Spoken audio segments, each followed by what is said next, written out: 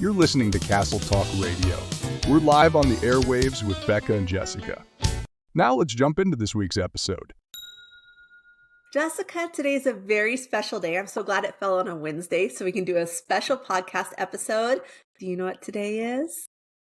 Disneyland's birthday or anniversary, but we are celebrating with cake and ice cream for sure. Yes, definitely. And do you, off the top of your head, can you do the math really quick if you don't already know? How old is Disneyland turning this year? 69? 68? Yes, 69. Which one? Right? Okay. 69, because it opened in 55. So next year is its 70th, right? Right. And that'll be fun to see like what they do, how big it is. I feel like 75 is going to be like a little bigger than 70, but we're getting close to 100 too, which is crazy. I know, it's crazy. So today I thought it would be great to celebrate Disneyland's birthday a little bit and also talk about how others can celebrate their own birthday at Disneyland. So let's start off with Disneyland. Our friends at Getaway Today, they go down every year on Disneyland's birthday. I've done it a couple times. It's not something I'm like I have to be there for, but they do a really cool challenge to celebrate Disneyland's birthday. Do you know what it is? Riding those attractions that were open on opening day. Yes. And how many are there?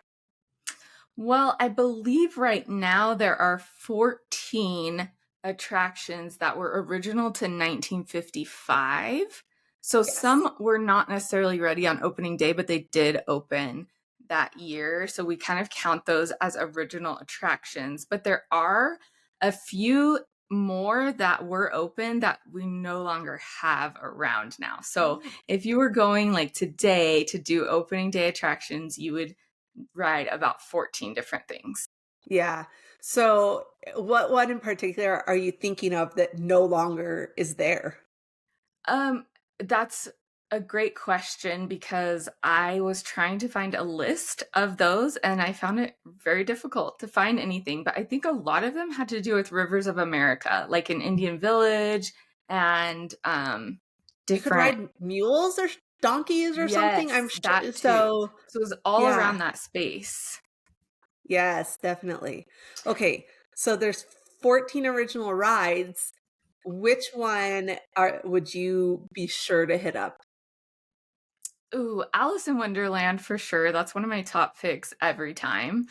And I'd probably say Jungle Cruise as well, because I feel like that's just such a classic, but also has a really like Walt Disney feeling to me. Definitely it does. Okay. What else can you tell us about opening day, those attractions? Oh, well, I've spent a lot of time reading up on the building and the opening of Disneyland, especially during the pandemic. I read a ton of things. I'm always fascinated with the picture of the first kids that went through the gates at Disneyland. There's also a really iconic picture of a group of kids running up to the castle. So if you're into those kind of historical things, definitely look those up. But I remember reading a story in the LA Times years ago about the first little kid that went through the gates, who's considered like the first guest of Disneyland. And him and his sister were outside the gates kind of messing around and he fell and skinned his knee. I hope I'm getting the details right, that it was the brother, not the sister. And because of that, like little special attention of getting a Band-Aid and getting taken care of, they were the first two kids to get to go through the gates. And it feels like every year they interview like the sister, if she is still around with us, and they tell a little bit more of that story. It's just so adorable. But we did an episode a while ago about like things that went wrong on the opening day. So you'll have to go back and listen to that. But one of the things that did go wrong, and that is quite interesting, is there were 11,000 invitation only tickets distributed for opening day. And they were very easily replicated. So people came from everywhere. And not only were the tickets replicated, people just snuck in. Like one guy was known to put a ladder over the fence and charge people to use the ladder to climb in. So he was like a Disney entrepreneur right from the start. But from those 11,000 tickets, we are told that there was over 28,000 in attendance, so double. And then you can also count the ABC televised audience had a number of viewers there, 90 million to be exact. And that was from those stats from DisneyDreamer.com. 90 million people Nice. watching that on TV. Yeah, and we did talk just last year about all those things that went wrong, including plumbing issues on opening day and heels getting stuck in the cement, people scaling more walls inside of the parks into Adventureland before they let them. It's kind of crazy. So you definitely go back and listen to last year's Disneyland's birthday episode. So speaking of original opening day things, remember it used to be super, super cheap. I mean, it's like super cheap, like what, $1 to get into Disneyland back then? But Yeah, we'll never see that. So we'll, so sad. but the other thing is it did not include rides. Like Mhm. that dollar didn't include rides. And you used to have to go and buy tickets, which is where we get the famous like e-ticket attractions and things like that we talk about, are those ticket books that you could buy that you could redeem to ride on rides. And there's a fun fact about the ticket booths that there are still some actually located in Disneyland. Jessica, do you know where they are? I know some of them, so I'm not sure if I have all of them. But there is one by the Storybook Land canal boats, and that looks like a lighthouse. I feel like that one's the easiest to spot and most prominent. There's one by Casey Jr. Circus Train, and there's one at Alice in Wonderland, which is that mushroom that you see like as you're going in and out. It's like right by the loading area. Mhm. Is there one at Dumbo? Because Dumbo wasn't even where it is. Remember, everything's been moved Yes, around. that's right. Yes. Okay, so there's one more, and it's near, Okay. it's a small world, and it's the little like box kiosk type thing now. Okay. Look it up if you Okay. need to like help, because it's To really hard to refresh. visualize. Right. But definitely look it up. Whenever I look at those and like think about that they were the ticket booths, they're so small. I'm like, somebody sat in there like all day. There's definitely no air conditioning. It's hard to believe that they were ticket booths, honestly. They're just teeny. Like they just are little props now. Yeah, like the one by Casey Jr. is quite a bit bigger because it's like a building, like a ticket booth for, because it was made for a ticket booth for a train. So it's designed that way. But yeah, the other ones, they're tiny. I can't imagine sitting there all day. Okay, so we've got their birthday. On Disneyland's birthday, they also do a special cavalcade usually to celebrate Disney's birthday. And they oftentimes give out like a pin or something as you're walking in, but they honestly don't go too big or huge or anything for the birthday. It's not something where there's going to be a million special things happening that day. Now that can change on a major milestone year, so I don't want to say that's always the case, but Yeah, in I mean, we general, celebrated the 60th for like 18 months at least. yes, yes. And then the 65th, it was closed. That was like the craziest. But normally you don't do a whole lot for the birthday. But you can do a whole lot if you want to celebrate your own birthday in Disneyland. So what are some of those things that people should look to do? I know the very first thing you should do is get your birthday button, right? Like you can get for free at Yes. lots of different places, at stores, customer or guest service kiosks, City Hall, Chamber of Commerce, all that. Mhm. Get that free button, wear it with pride. Yeah, we have a couple at home and we've saved them. And so we reuse them. That way we don't even have to stop and like worry about getting one. And it's always good. And you wear that button like the whole week or two surrounding your birthday. Or Yeah. if your birthday was last month and you are going because you got tickets for your birthday, you can wear that birthday button as well. They're not policing it. So And when you with wear that though, let's warn people, if you are very introverted, just be prepared because every cast member sees that button, usually says happy birthday, and then other guests will a lot of times say happy birthday too. And they may try and be like, oh, is today your birthday? Or you just here celebrating? Like, they're going to strike up conversations with you. So just be aware of that if you're a very introverted person and you're already kind of like, this is a lot of people for me. Maybe you want to put that somewhere and take it off for a little bit. So Good tip. So if you're celebrating your birthday at Disneyland or bringing a little kid for a birthday, it's really fun because there's so many attractions that actually feature birthdays.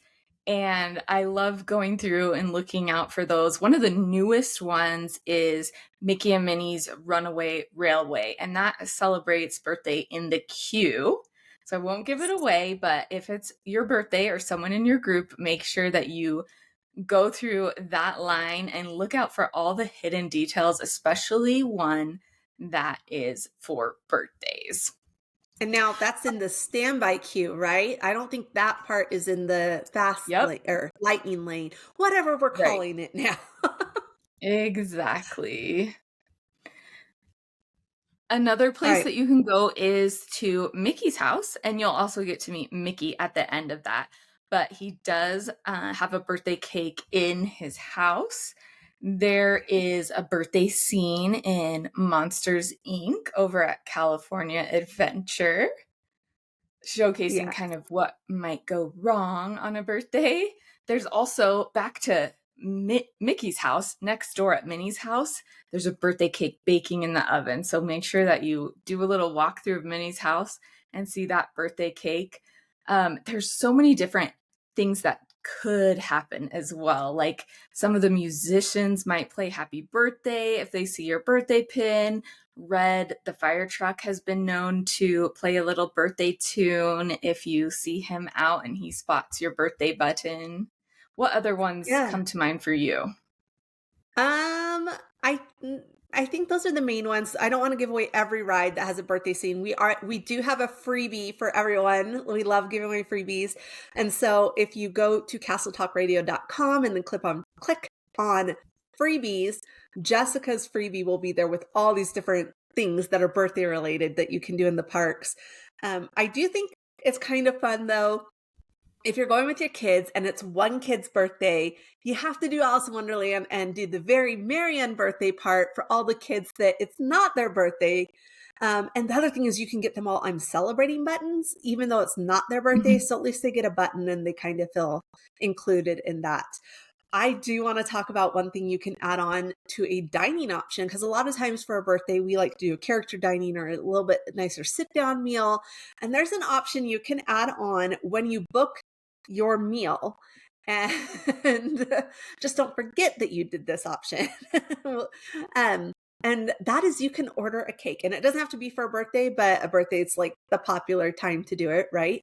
So you can order a cake. It's a delicious, very rich cake, and they have chocolate and white chocolate, I believe. And it comes out and it looks like Mickey Mouse. It's a dome cake and then has 2 chocolate ears that you can eat and a little tail. And they'll bring that to your table. And when we went for our twins' birthday one year, they even put candles in it and lit the candles and brought it out and sang to them. And it was great. So yeah, that's a really great option. We did one time, Jessica and I and a couple other people ordered a cake when we booked our reservation and then forgot we'd ordered it. And we were trying to get our bill to go. And it was breakfast. It was breakfast. We just wanted it for the picture. So we totally forgot, right? And we're like, we have other things to go do. And we're trying to get our bill and they're taking forever. And out she comes with this cake. And we just start laughing because we totally forgot that we ordered the cake. So the good thing to know though, with this, the reason I shared this, is because we were full, we were stuffed. There was no way we were taking a bite of that cake.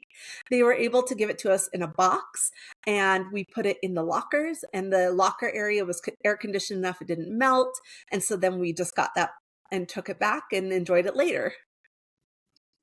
That is a story I will never forget. So funny.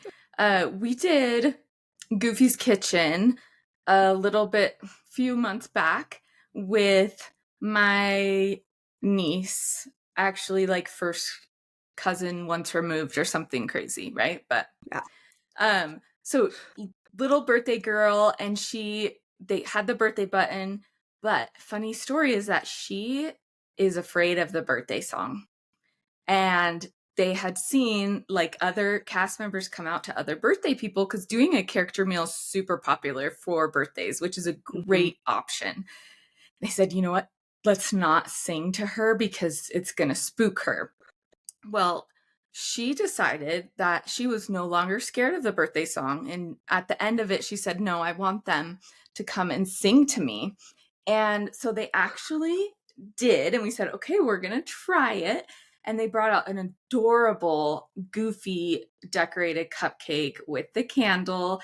And you can't bring candle and matches in yourself, so keep those at home. And having that celebration at Disneyland got her over the fear of the happy birthday song. I think also some kids, because they don't want everyone just looking at them, and singing at them. It's a little overwhelming. But it just goes to show you that being at Disneyland sometimes does push all of us to try something new and get over a little bit of those fears or setbacks. Yeah, that's amazing. And I did Goofy's Kitchen for my birthday last year, and I got that little cupcake, and they sang, and I don't like being the center of attention in a restaurant, so I'm always feeling a little awkward, but thankfully we were kind of off on our own. But one year my friend Terry got the entire Carnation Cafe to sing happy birthday to me. Of course. Bright red. You know my friend Terry. I'm just like bright red because I was so embarrassed, but she did it all love, and I appreciate it, but I was just like, so just be aware like that they might sing, and if you don't want that, you need to make sure you let your server know. But that's a lot of great things for, like I said, we have that freebie on the website, and we'll also link it down in the show notes.